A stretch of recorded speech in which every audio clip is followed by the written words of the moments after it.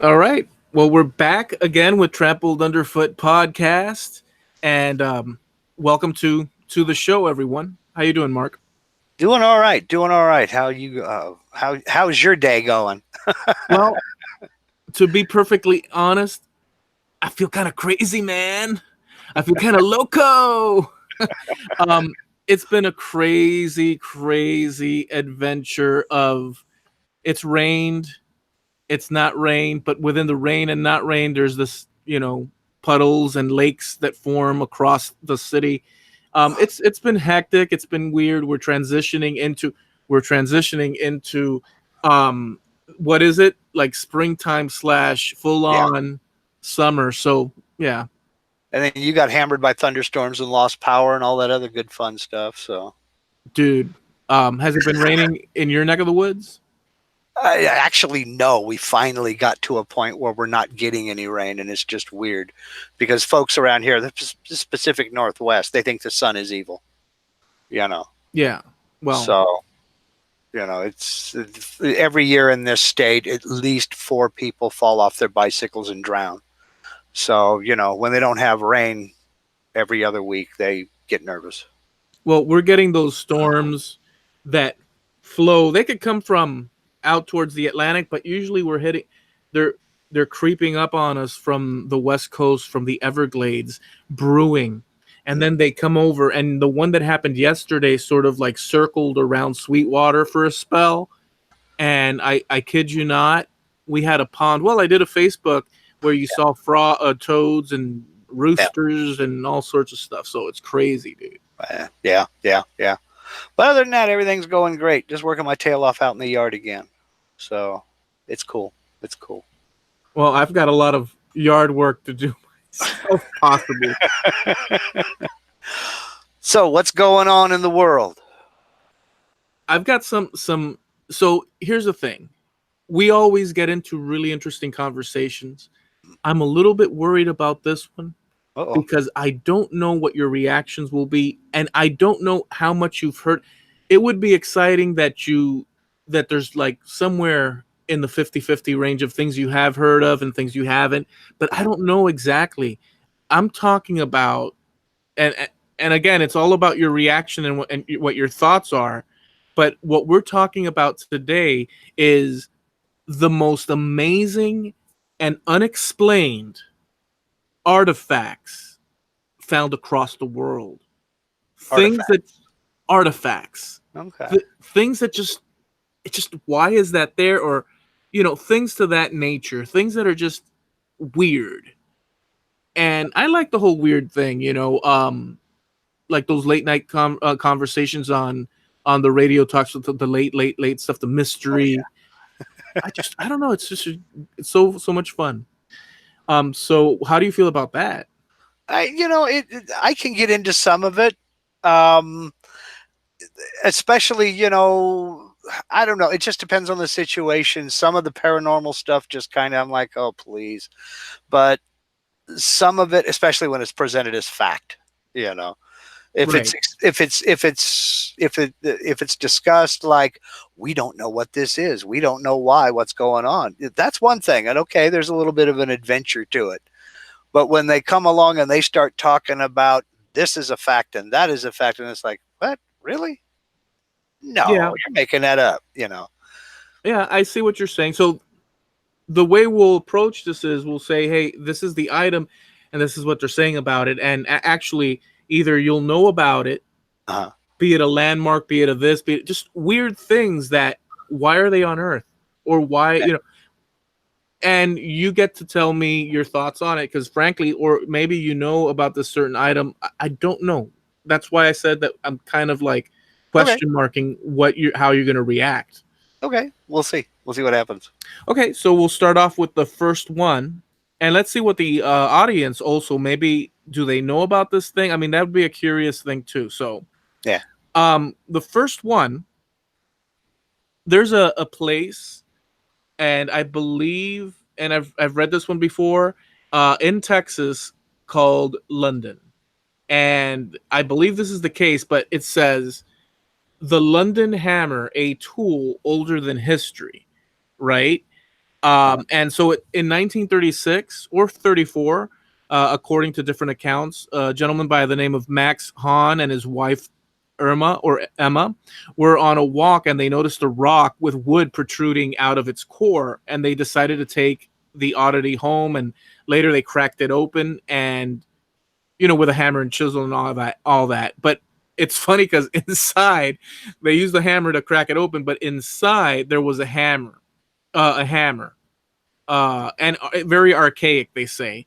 So they turned it over to a team of archaeologists, and the hammer was dated to more than 400 million years ago. Now, there's questions about regarding dating methods and whatnot, but the kicker is that according to initial instruments, the hammer itself turned out to be more than 500 million years old. Apparently, it's so old that the handle began to transform into coal, and so a lot of creationists of there's a whole debate with all that. But long story short, have you heard about the strange London hammer? I've never heard of that. No. When did they find this? In 1936, from anywhere from 34 to 36. Okay. I would wonder then if it has been restudied recently, because there have been so many advances. I mean, now it's quite possible somebody come back and say, yeah, somebody forgot to carry the two. And actually it's, maybe 1890s. So, that would be about the only thing that I would wonder. But hammer, 500 million years old. Yeah, I'm not. I don't know, man. Well, that's out there, and it's been known since the 30s. That whole 30s, thing. Yeah, so no, I'd not heard of that. I think it's pretty weird, and I think it is weird. Yeah. All right, so here's one that I can't even pronounce. So I'll try. This is a Greek ancient computer, and it's called the Antikythera device. Okay, what we got? So number 2, and you know about it. Tell us about it. Yes, I do know about it, but I would say about 99% of what I know about it is either what things that I've heard, or, believe it or not, from watching the YouTube channel ClickSpring. You know who ClickSpring is, don't you? I don't. ClickSpring is a clockmaker, and I'm talking a absolutely top of the echelon, top of the heat, handmade clockmaker. I first found him when he was making a solid brass skeleton clock. And I mean, he made every gear, every pin in this movement, the entire thing. The guy's really an artist. Amazing. He's making an Antikythera device right now. Oh, wow. And I'll come back and put a link to his channel in the description of this video. And, I'll share the video playlist with you. He's making one. Well, let me describe it for the people that have, that are listening. So this device, which they say that it's Greek, right? Ancient Greek. Right. And they label it as the first mechanical computer, out there. Right. It was found in a shipwreck off of the Greek island of Antikythera. Mm-hmm. And it was buried under 45 meters of water. And they say it's designed to do calculations, astronomical ones. Right. And it consists of a box with dials on the outside and a very complex assembly of gear wheels mounted within it. And they say it's as complex as an 18th century top-notch clock. So the issue is the level of sophistication for the era in which they've worked out is kind of confusing. You know what I'm saying? It's like it's a little, and I'll stop there, but I just want to say one thing. Could it be that modern what I'm saying by modern, I mean 1800s, and just when clocks, the modern clocks started to occur. I wonder if some of that ancient technology spilled over through the grapevine. We're talking Motown in the 18th Right. and um, and somehow that's how they. I'm sure there's a whole history of it, but it's astounding. It's astonishing to me. But go ahead, go ahead. I'm Yeah, sorry. that's part of what he's doing is he's attempting to make a lot of the parts with old tools like spin drills. And in fact, he has little shorter videos. Most of his videos are about a half hour long. But he intersperses them with shorter videos where he's actually making old tools like a drill that they used back in the day, based on documents that he has researched, old books and what have you, in his clockmaking. Um, and he is actually like he's drilling holes with these ancient drills, making his bits the way they made it. He's using a concoction of theirs, a pitch concoction that they used for. They would cover a piece of material and then scratch lines in it to make measurements and make marks. I want to drill a hole here and I want to cut a slot there. Amazing. And he's using their technology on a lot of this stuff. And like he'll drill 4 holes with their ancient drill and then go take it over to his mill and drill them with modern tools. But he's proving that it can be done with their tools, their technology, and their techniques, as described in some of these ancient texts. So it's an amazing. Yeah, it is. It tracked movements of the sun. Well, actually, movements of the Earth based on the sun's position, cycles of the moon. It predicted eclipses. It did all kinds of things. If you consider the time, it doesn't say there, but I'm sure with a little extra effort we can sort of figure on. But we're talking the ancient Greeks. If you consider that kind of technology at that time, and just it's I'm prone to typically thinking of years past as less technology for obvious r- reasons, Right. but in many ways, um, they were up to speed in a lot of things as well. Oh, certainly. I mean, the ancient Greeks developed so many things that we still use today. Um, they were one of they were one of the first civilizations to come up with a way of accurately measuring a span of time. They couldn't give you the hour of the day, but they used, and I don't know the Greek word for it, but they called it a water thief. And that was if you took it, well, no, I take that back. I think the water thief was a Roman. And I'm going to get the two confused. The one of them, the ancient Greeks, they took a cylinder of water and they would take a little brass bowl with a little hole in the bottom of it, and they'd set it floated on that cylinder of water. And when the bowl filled up with water and sunk, you know, however much a time period had passed, and they could adjust how much time they wanted to measure based on the size of that hole. Amazing. And I believe that was the Greeks. The Romans, theirs was just the opposite. They would fill a vessel with water with a little hole, and the amount of time they were measuring was based on when that vessel ran out of water. Well, But I want to say it was either Archimedes or Aristophanes who first proved to a large group of people that the Earth was round, based using just a stick and the sun, and taking measurements on where that, he could put the stick in the ground at a certain, when the sun was at a certain elevation, and measure they use two which positions. direction the shadow and then go to another position Yeah, and measure the shadow again, which direction it was pointing. And by using all these calculations, he figured out that the Earth was like 24,000, what the equivalent of 24,000 miles in circumference, or in diameter, in circumference. And turns out he was off by maybe 400 miles or something like that. So these Oh, people yeah. were amazing.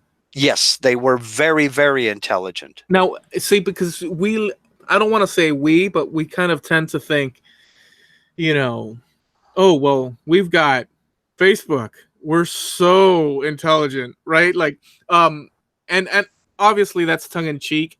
Mhm. There's a lot of things that we know, and we have the, we are riding the shoulders of history all the way back, and you know what I'm saying. Yeah, We have a lot of knowledge that they would not have had, but right, they had libraries, the libraries at Alexandria right. that burnt down. I mean, how much knowledge we would That's have lost.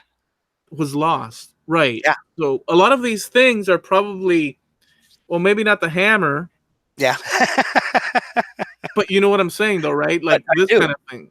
I 'Cause do, and but they didn't get everything right. I mean, if you want a good example of how they missed it by that much, or sometimes by that much, just look up a guy called Pliny the Elder. Just about Pliny was very, very inquisitive. He had an inquiring mind. He wanted to discover. He wanted to explain, and he always managed to get it almost 100% wrong. wow. You know, I, uh, for instance, he thought, oh my gosh, he thought that giraffes were a cross between a leopard and a camel. You He didn't know, see a horse in there at all.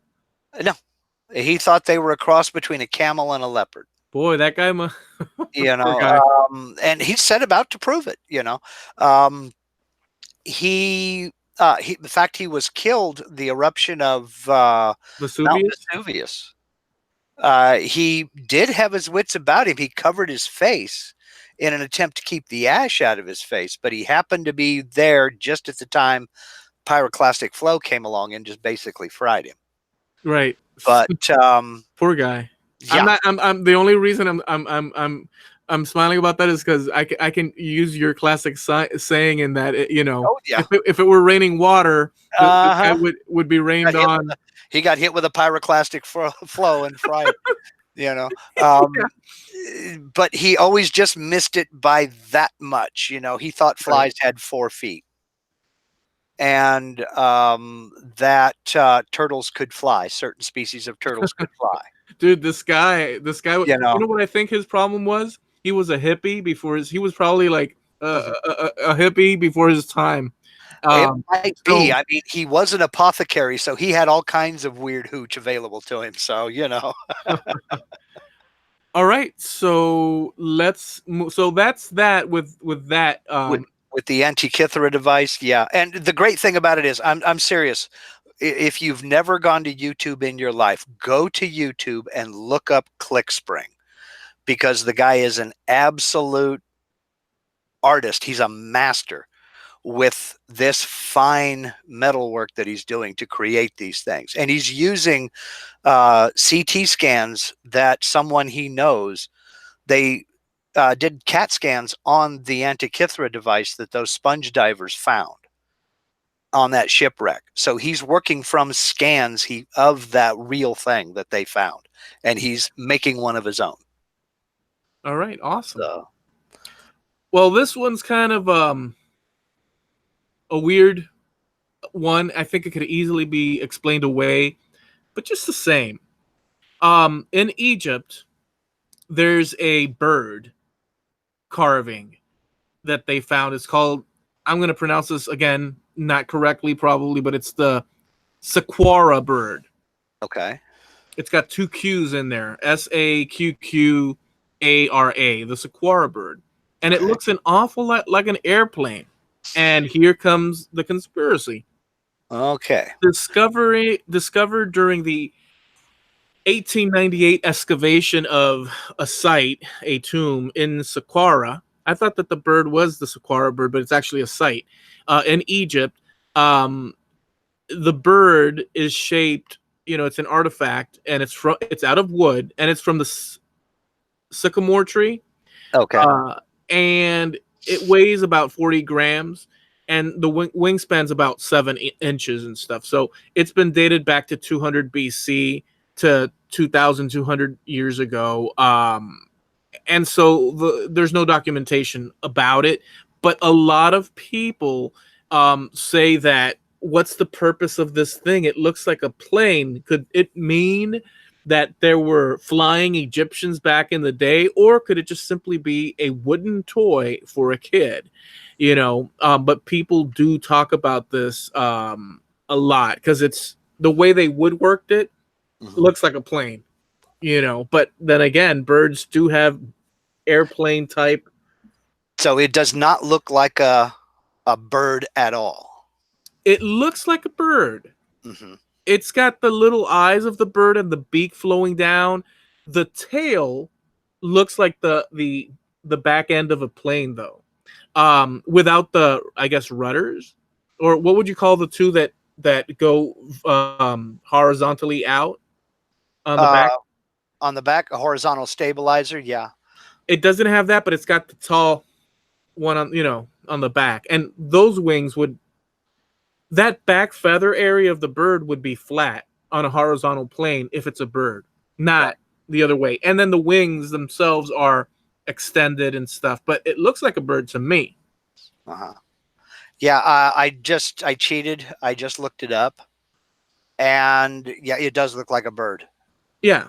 It really does. It looks like a bird. I mean, I guess if you close your left eye and kind of squint with your right, it would look like an airplane. But then again, what did we model when we made airplanes? We modeled birds.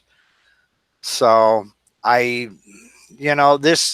doesn't surprise me, but I think to attach any other meaning to it other than a bird, I think is kind of fanciful, wishful Right. thinking maybe. Yeah. But Well, it's cool. it's cool. I mean, it's woodworking from thousands and thousands of years ago, and it's still around. Right. You know. But on a related note, for instance, I don't know if you ever made little paper helicopters when you were a kid. You had a Boy, way of tearing and folding a little piece of paper to where you folded the a lower portion up, kind of rolled it up so it had a little bit of weight on the bottom of it. Then you tore down two strips and kind of folded them over like okay. blades. Yeah. Throw it up in the air and it would, twirl Yeah. back down like so. Yeah. They were making those in China 3,000 years ago. But you can't really say that the Chinese invented the helicopter or they saw a helicopter. More likely they saw maple seeds spinning as they fell out of a maple tree. Well, I'm going to have to break this to you, Mark. Uh-oh. Well, this is weird. And this is not to do with the list that we have, Mhm. but because of this whole thing that India is a very weird place. No offense within the context of what we're talking about. Right. Because they have depicted all over Mm. fantastical things. Mm. Spaceship, firefights in the sky, flying saucers. Have you seen? Have you even looked into it? I've seen some things like that, and uh, based on some of their forms of spirituality, I think it dovetails more with the fighting of the gods than anything else. Like the Greeks would do. Like Um, legendary in the yeah, kind of things like that. But the Hindus and, well, not so much the Sikhs, but Hindus and certain branches of various religious sects are very forthcoming when it comes to depiction of their gods in artwork. I That's where mean, you at, go ahead. I'm I'm sorry. sorry. No. It's just my mind is racing, uh, among other things. But Hmm. it's just that if we keep going far back enough, Hmm. these people had to know something we don't know. I mean, it gets to the point where there's nothing but like two guys and two girls sitting at a bar in the middle of an open desert with nothing, and they're saying, So this is how we began. There's no solution to the, particularly from our vantage point, but like it's it's just the further back you go, the less we know. But they had to know a lot more than we're missing Well, information.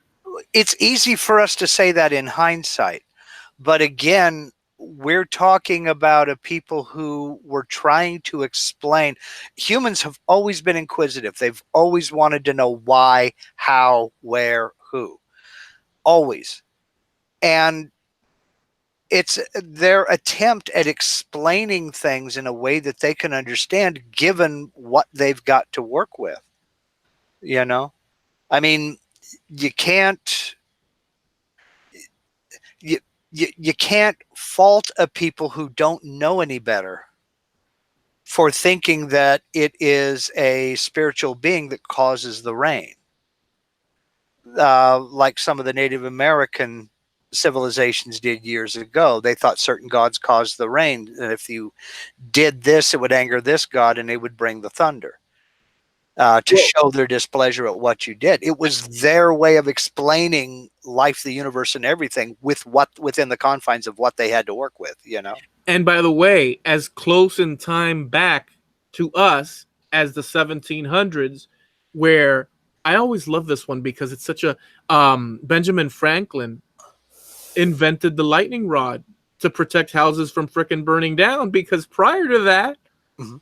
people in that Puritan world of America, of the colonies, there was actually a thing that if a house got struck by lightning, firefighters would go to Oh protect yeah. the houses on either side, and that one was destined to burn down, and they don't touch that one. All right. I mean, that's one of the things, and Benjamin Franklin, ahead of its time, said, no. Yeah.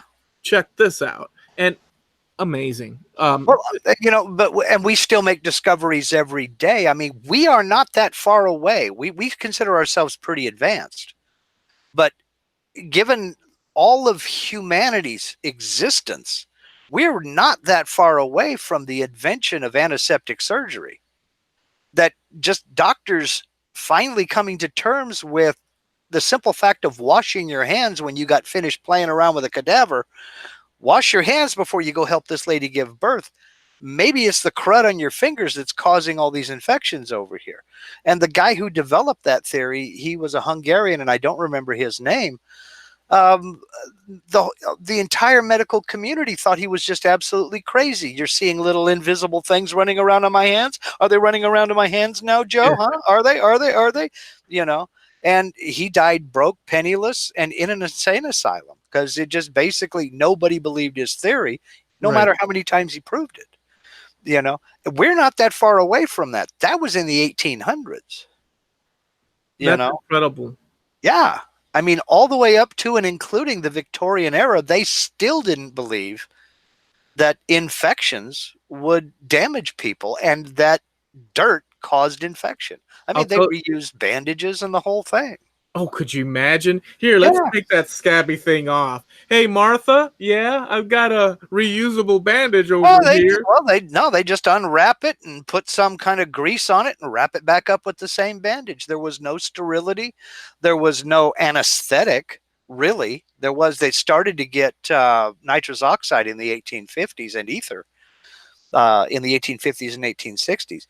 But they still, I mean, it was nothing to them to do surgery on one guy to amputate a leg and then take the same tools over and work on another guy to take out a gallbladder.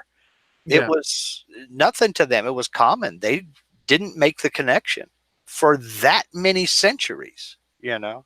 it's an incredible thing. They did get a lot of with what they had. See, there's old, as far as we know, there wasn't like this advanced, surgery. Yes, they've found um, what is it, brain surgery in the past, even in South America. Like Yeah. they found out, but it doesn't necessarily mean that it was like we don't know. It doesn't necessarily mean it was successful either.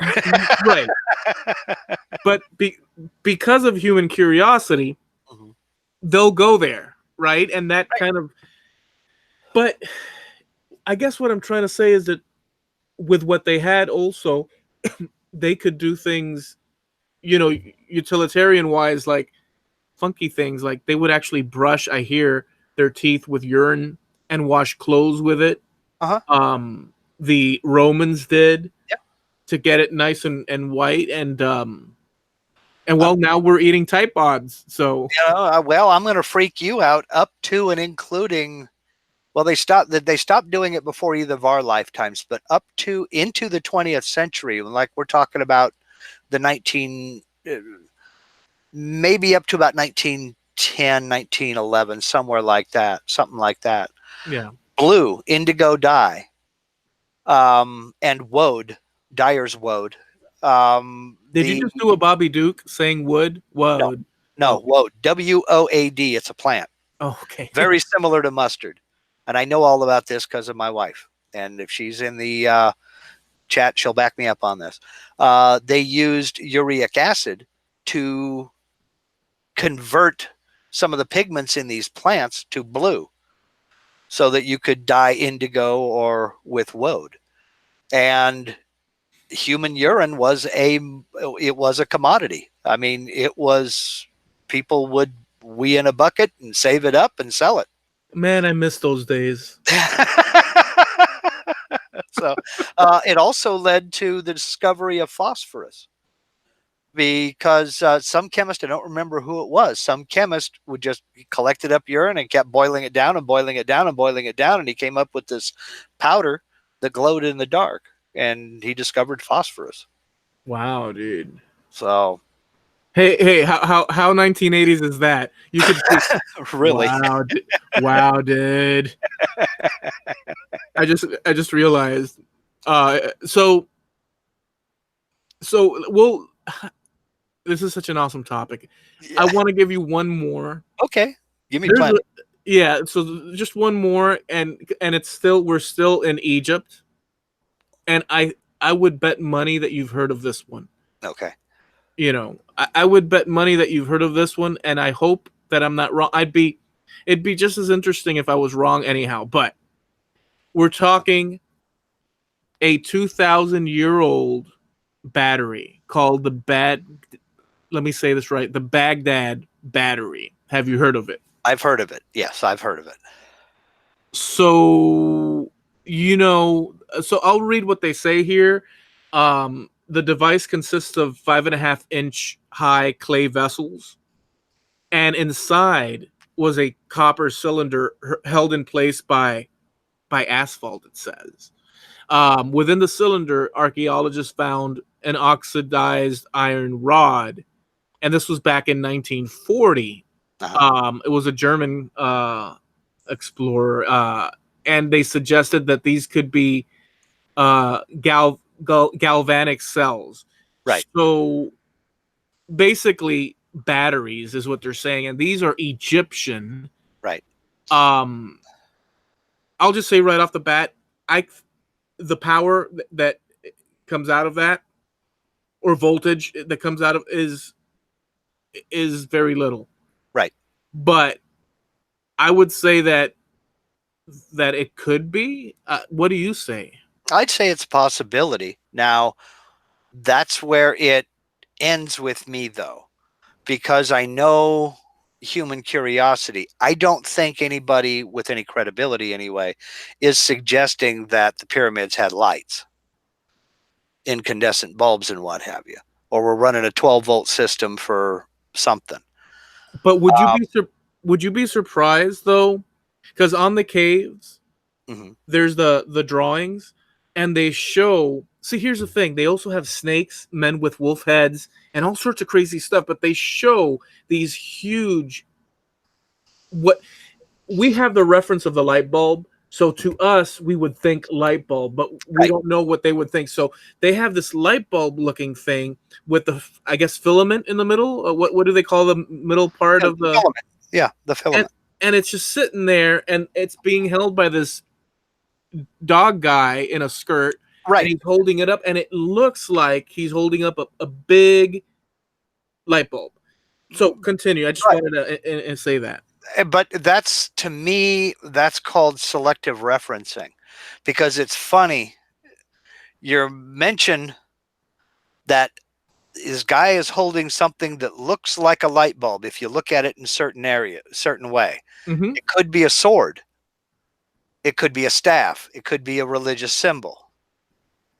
It could Nobody be a questions. cartouche. Nobody questions the dog guy. It's a guy with the head of a jackal. Mm-hmm. There ain't a whole heck of a lot of them roaming around. We don't question that. We think we Ah, just okay. But see, it's selective referencing. We believe that what he's holding is a light bulb, never completely ignoring the fact that it's a guy with a dog's head and 6 breasts. here's my let me interject real quick. Let me interject real quick because although obviously I don't have a foot to stand on, as they say, because we know the history Yeah. that's very much within reason. But I would strongly always try to suggest that a lot of these things that might not make sense and Mhm. through and this could include like adding pepper to the water because the boil on your just all these weird home grandma remedies encompassing all of these all originate from this era of throughout history of Mhm. people in the dark. Maybe Mhm. it's the sky gods, everything you're saying, Mhm. but some of that Right. I would suggest to you is coming to us from the past. Mhm. All these little tales that are too incredible to believe Right. that there might be, I'm not saying there is, some truth Right. in Well, there of yeah. something, some truth. Okay. All right. And I'm with you to a point on that, simply because it's I draw the line when people start working in what they think is established fact. We have no idea what that thing was used for. Right. And so we can only speculate. We know now with 2020 hindsight that that's how you make a battery. That's a voltaic pile, they used to call them. In hindsight. Right. We know that in hindsight. But we don't know anything about any of the people that made it. We Oh, don't know, was this guy just messing around? let me say this. Jim Mhm, Shears said that, mhm. and not only that, but explain what could they have possibly used it for. I Mhm. can envision there has to be some guy on the podcast to sort of like say Sure. the fantastical, only because well, heck, I like to do that anyhow. But what if those little battery things Mhm. had some sort of something that was included to it to give off some glow, and it did. I mean, they could easily use torches. But then again, do you remember? Let me just throw this at you. Hmm. Did you ever take a 9-volt battery and touch it to your tongue? Oh yeah. Do you remember the first time you did that?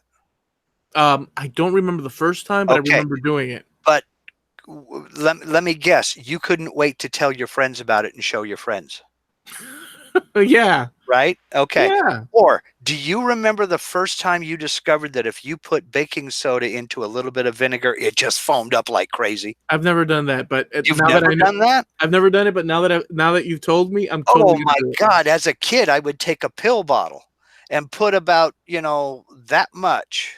This is back before childproof caps. Put about that much vinegar on the bottom of it and take a pinch of baking soda and get yourself ready. Drop it in there, close the lid, set it down, and back up, and it would shoot the lid off of that pill bottle 20 feet in the air. Oh wow. It's a violent reaction. But, you know, when I discovered that, and I don't remember where I saw it or where I heard about it, I couldn't wait to show everybody that I knew. Yeah. So I think it's entirely possible that we're assigning what, with 2020 hindsight, we know what this thing is. We Right. don't know anything about the person who actually first put what turned out to be an iron rod into a vessel and got a voltaic reaction out of it. Maybe he just, was playing around and did this, that, and the other and touched it just right and got a little bit of a tingle. Right. Maybe it didn't have a purpose. It was a chance discovery and he didn't know what he was dealing with. Maybe, like you're saying, somebody for some reason dropped that there by some mistake, and somebody threw water in it, and somebody discovered that tingle, and then they said, "Wait a second," and they figured in their minds that this is healthy water. This is water, Exactly. or some I crazy thing like that. I mean, it's I was endless, right? just getting ready to go there because remember when radium was first discovered? We had this new substance that created magical properties. It had this magic power to it. It put Yeah. out this energy, and folks thought it was good for you. There were there was radium lipstick, radium toothpaste, radium water. There were people were taking radium pills. There were In radium cigarette holders. what year? Oh, Or we're what? talking back in the late 1800s, early 1900s when the Curies were discovering radium. Okay. And they didn't know. It was something that had this magical energy force. And the same thing happened with electricity. I mean, good grief, there were radium jock straps. They Oh, thought it would increase vitality in men. Boy, were they wrong, you know? Um, it was the same thing with electricity. There was electric all kinds of things where people were zapping themselves with small amounts of low voltage direct current, hmm. but it was thought to invigorate the nerves and have all these health benefits when all you were doing was really zapping yourself and it Yeah. wasn't much of anything. Well, how do we know that this wasn't a total accident? Because it's not like they found a series of 50 of these things and a bunch of wire running in between them. They found a truckload of them Well, yeah, but inside the site. to what end is what I'm getting at. I mean, you may be 100% right. This magical thing that gives me a tingle is a healthy experience and it brings me closer to the gods or what have you. We're kind of assigning using our hindsight that they were using it as a power source. It may have been a novelty, it may have been a spiritual experience, it may have been a chance accident. But because I can definitely picture in my mind some guy having a vessel here and he's putting these powders in and he's mixing it up with an iron staff and he touches the side just right and zzz, holy cow, what was that? That's very much true, but it's not enough to. Well, I agree with you. In other words, for sure, that by mistake it created that reaction, and there you have it. But no light bulb. But there's a lot of it's Sure. open enough so that Ripley's Believe It or Not Yeah. can have um a podcast of their own about it, because Right. there's still the darkness and misty fog of what if. But there you Yeah. have it, folks. I'm with you on that one, Mark. Yeah. Yeah. I mean, it was On the jackal, on yeah. the jackal, Uh-huh. not so much, Mark.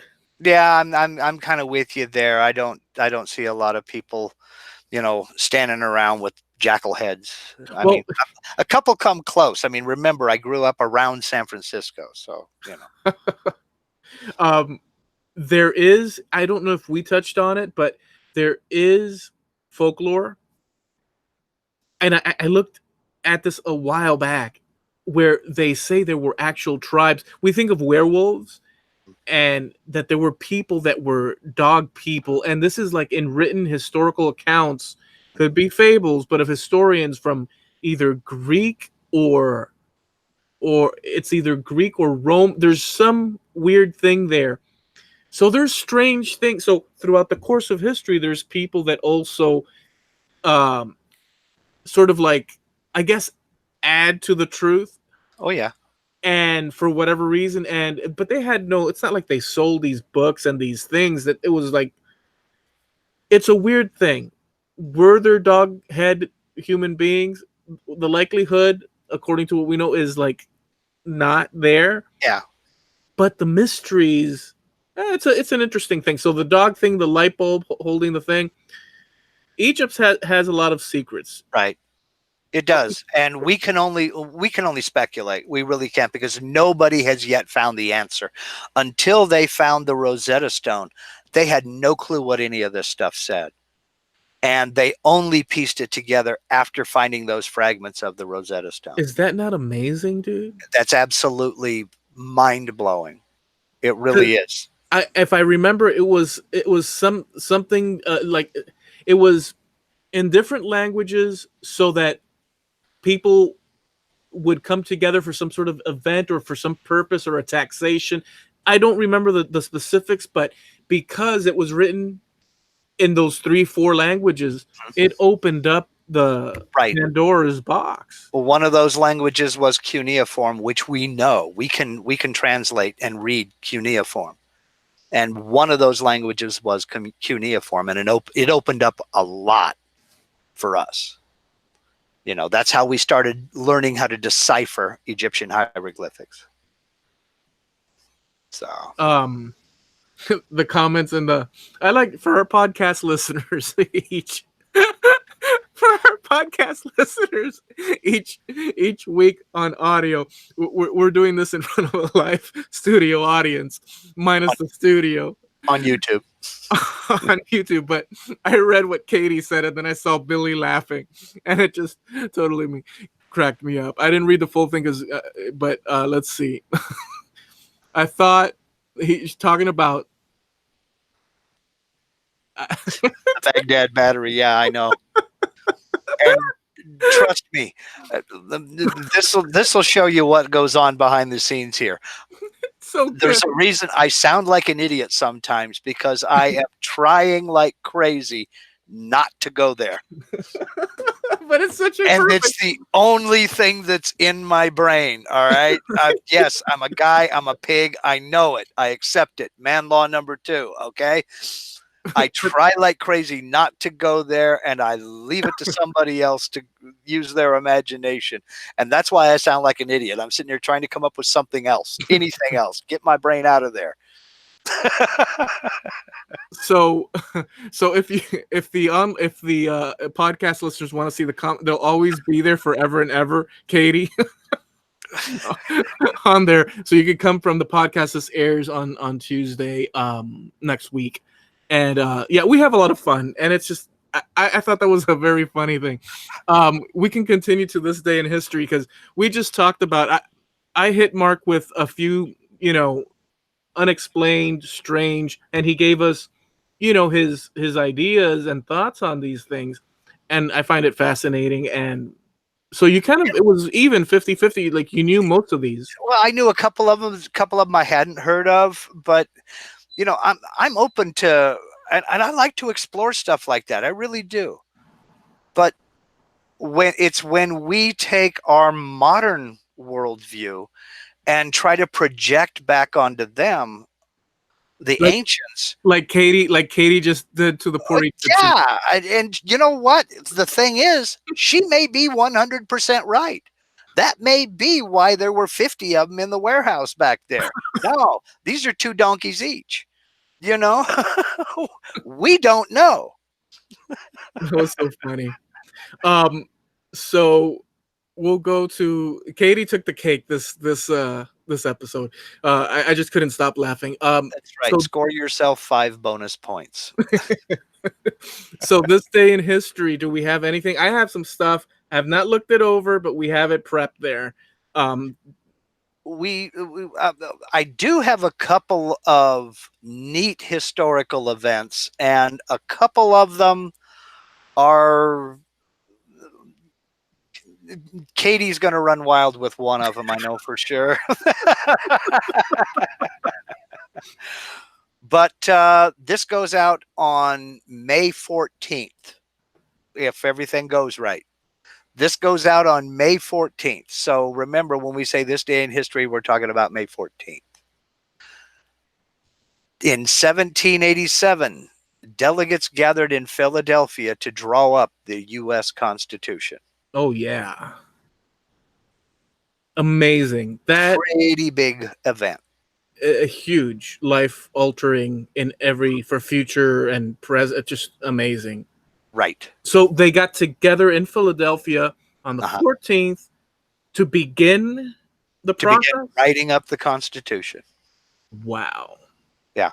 About half of them didn't know it. They didn't know that that's what they were going there for. They thought they were just going for a meeting of the, because we were still operating under the Articles of Confederation. Right. So they thought they were going there for a meeting for something to do with the articles. And when they got in, the doors got closed, and it was a case of, we're not leaving here till we get this stuff hammered out. Because they knew if they told them, half of them wouldn't show up. I hope they brought them like coffee and Dunkin' Donuts, every There so was often. lots of beer. There was lots of beer. That is fact. That's documented. There was lots of beer, but folks didn't drink much water back then because purification wasn't very good. So, Wow, dude. Okay. That's but yeah, that important. was 1787. All right. So, another one here in 1796, an English country doctor named Edward Jenner administered the first inoculation against smallpox using a very similar disease called cowpox. And Okay. that was in Gloucestershire, England. And when he proved that it did work, that basically led to us eradicating smallpox. The last smallpox death on Earth was in the 1970s. And smallpox is responsible for wiping out about 1/4 of the world's population over time. What's the one we get as kids that leaves us a mark? On the scar, Yeah. that's that vaccination. That is, you are inoculated with cowpox, and your body develops antibodies, and you fight off smallpox. And in fact, a few years ago, probably about 3-4 years ago, there was some debate as to whether or not they should destroy the last remaining vials of the smallpox disease, the virus Mm-hmm. that it. And the debate went on for a couple of years, and they decided no. Finally, they would keep it just in case. Well, They yeah. They didn't want to destroy it because they might need it to, develop Antidote a or new strain of vaccines for it. yeah. So, Well, but we get it though. I got it when I was a little kid, where you break out into little raunchy, like little. No, mhm. isn't that what we get? I don't know much about this other than I remember, and I had a scar. Yeah. Mine's on my shoulder, and that's where we were giving them. Give me and just about everybody of my generation had it on our shoulder. But did you ever, as a kid, get covered with those little? Is it? No. Was it measles? Was it smallpox? What is it? Well, there was measles and there was chicken pox. Yeah. Pox. Okay, I'm sorry. Chicken Forgive me. pox. Yeah. Yeah. Well, chicken pox was no fun. Oh, no. God, no. That was no fun at all. And, that's just vaccinate. There, Okay. I said it, and I'm glad. I forgot which pox it was. Yeah. Well, pox was one of those words that meant illness back in the day. So if they had no other word for it, it was a pox. Okay. PLX. So awesome. Let me come down here and find it again, because I had one, and this is the one that I think Katie is going to have a field day with. May 14th. May 14th, 1878. U.S. patent number 127568 was issued for Vaseline. And by the way, we have a shipment of Baghdad batteries coming overseas from China now. I think the less said about that, the better. But it needed to be out there. It was just the best, the funniest comment ever about Egypt. All right, continue. And I think that's about okay. May 14th, Okay. 1908, the Mhm. first passenger flight in an airplane. Wow.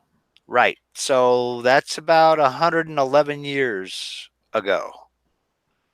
Yeah, 100 people have been flying for 111 years. The first passenger airplane flight. 111 years. Yeah. Yeah, because we're in 2019, which is Right. a big number, man. We're not even in the 1900s category, which Exactly. it's still a little weird. Wow. Oh, yeah. Yeah. Let's see. The 1930 May 14th, 1938. The Adventures of Robin Hood, directed by Michael Curtis, starring Errol Flynn and Olivia de Havilland, was released. That's a classic. Oh, big time. Big time. Especially the special effects. Uh-huh. Yep. The computing power for those. Oh, yeah. The graphics were excellent. Let's see. I think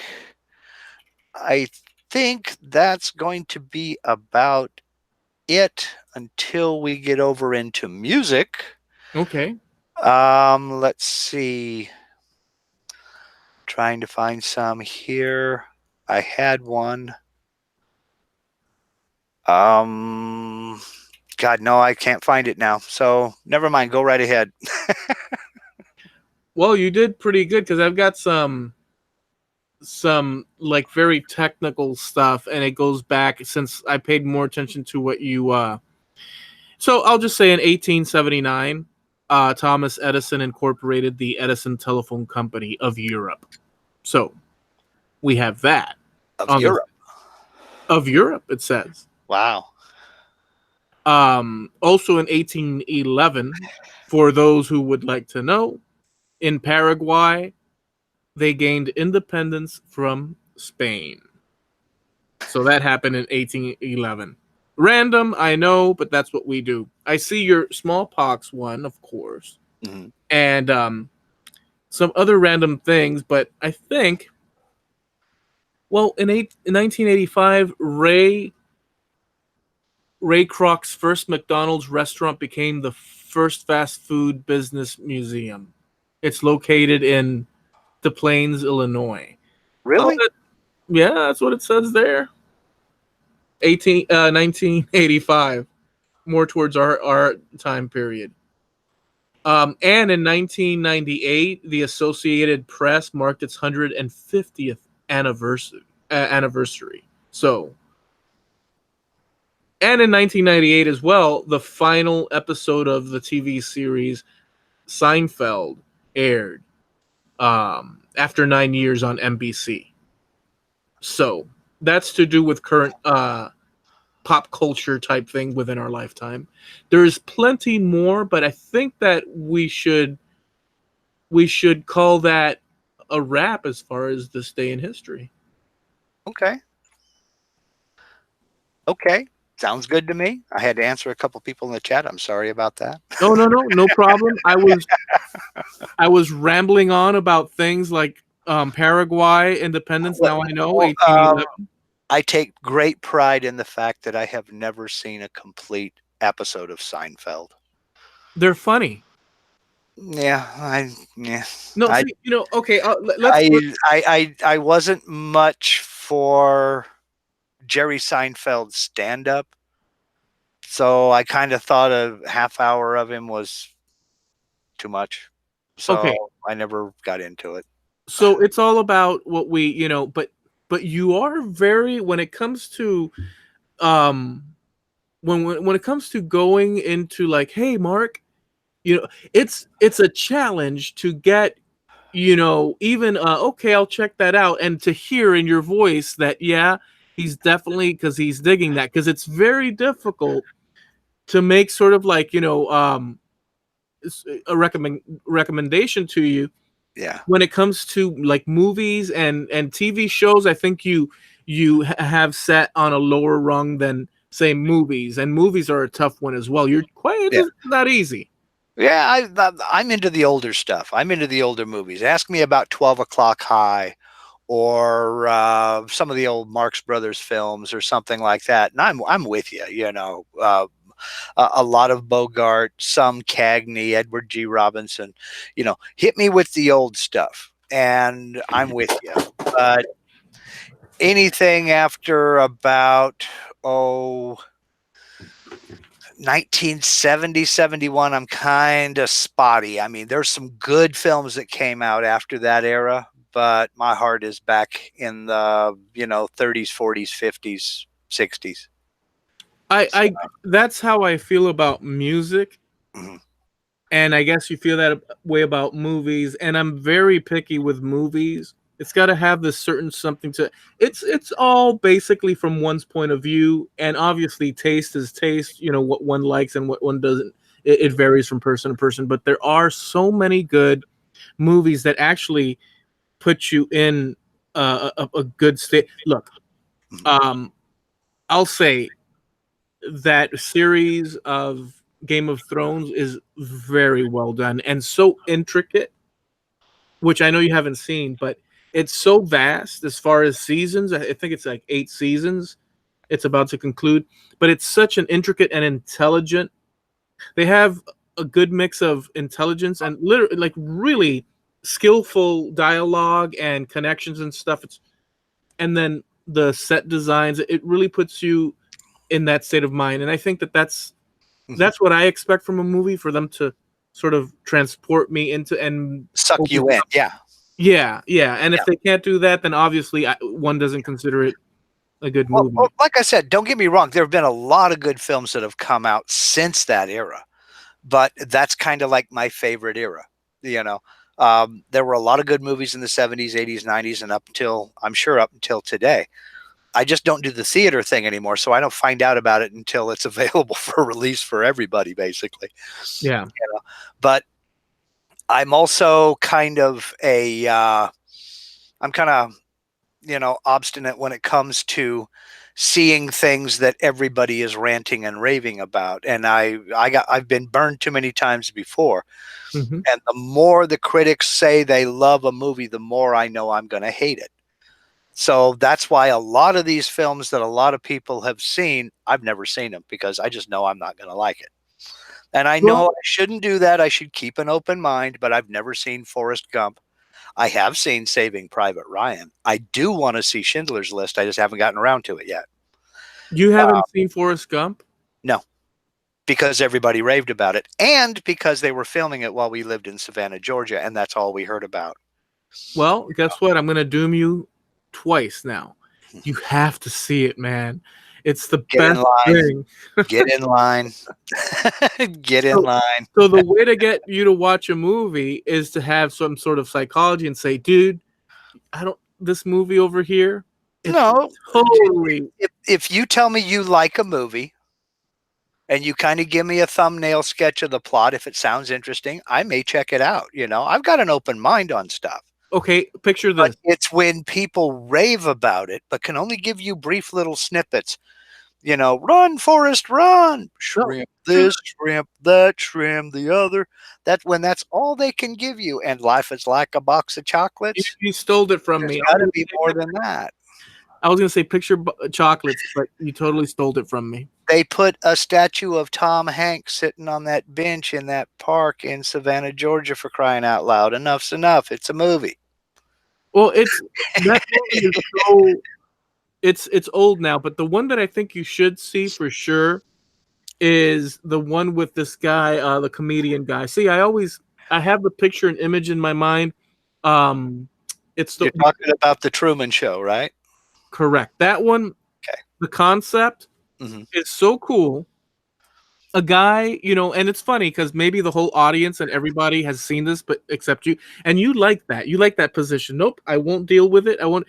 But I will say this: the concept of a guy being born, a baby, a baby growing up on a set that's Hmm. so vast, kind of like a Disney World, but with a dome, Hmm. and everybody's aware of the plot except you.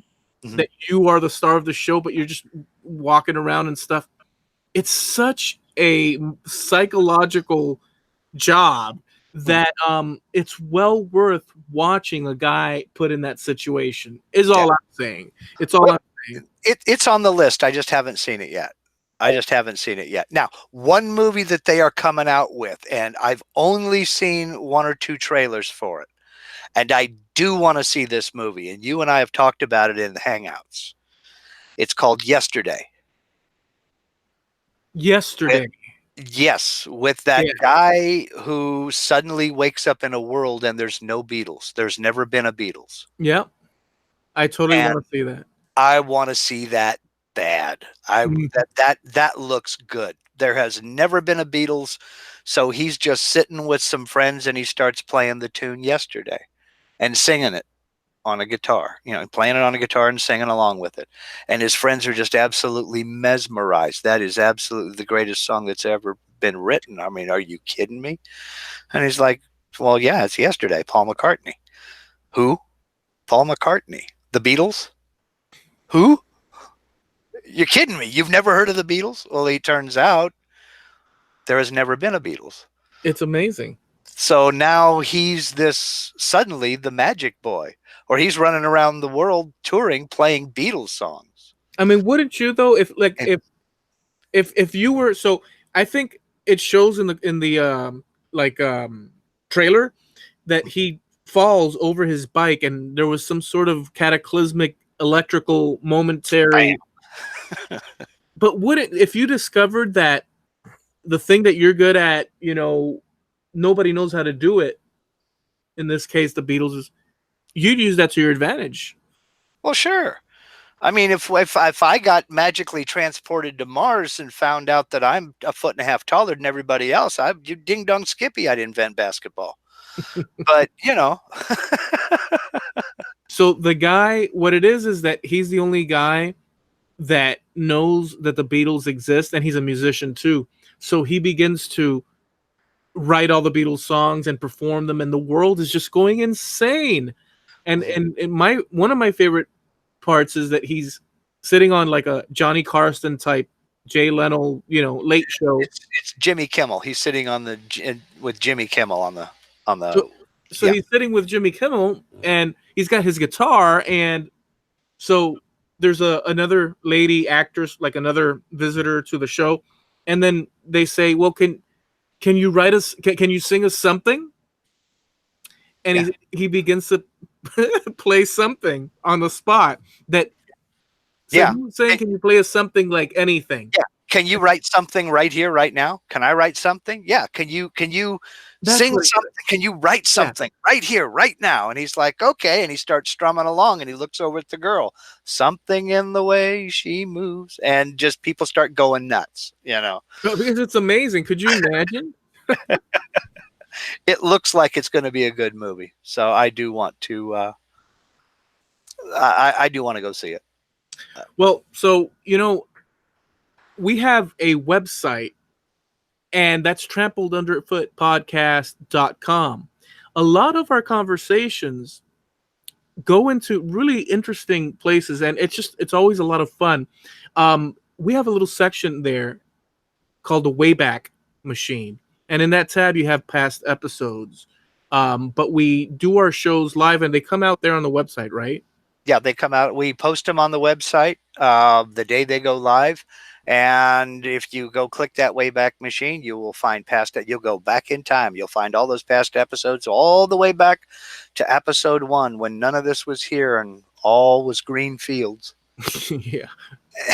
And see what we came up with back then, why we avoid some topics because we already done talked about them, and why we keep going back to other topics like the Beatles. Yep. Always. Which is a common love for the two of us, which is why we keep coming back to it. This was a fun episode, dude. I liked it. I had a lot of fun. And I'd like to say thanks for everybody over there in the chat who gave up a little bit of their evening to come hang out with us. Yeah, my wife included, as it turns out. This is like the 3rd week in a row. See, Well, thank you, Linda, Anna, Jim, Billy, Steve. Boy, who else? Miss Katie, of course. We can't forget Katie. She contributed. I'm working with a team again. I think we had some others join us earlier on. Don't know if they're still hanging with us. Did I mention Anna B? Anna B. Daniel Harju. Oh, Harju was here for a brief second. Yeah, he said hi and bye at the same line. Frankie CNC, SDM. Miter Mike. All right. The Patricks. Oh, the Patricks, we can't forget. But that was way back what I was talking about, Click Spring. All right, so I think that we can go and I can have my dinner now, and Yeah, you can go. You're gonna chow down some chowder. no, well, I did today actually. Ah, okay, We're gonna make ourselves a TV dinner. okay, okay. Well, I'm gonna have some pulled pork again. Wow, that sounds That'll work. good. Yeah, it is. All It right, is. folks. Thanks for hanging with us. Have a good night, y'all, and see you next week.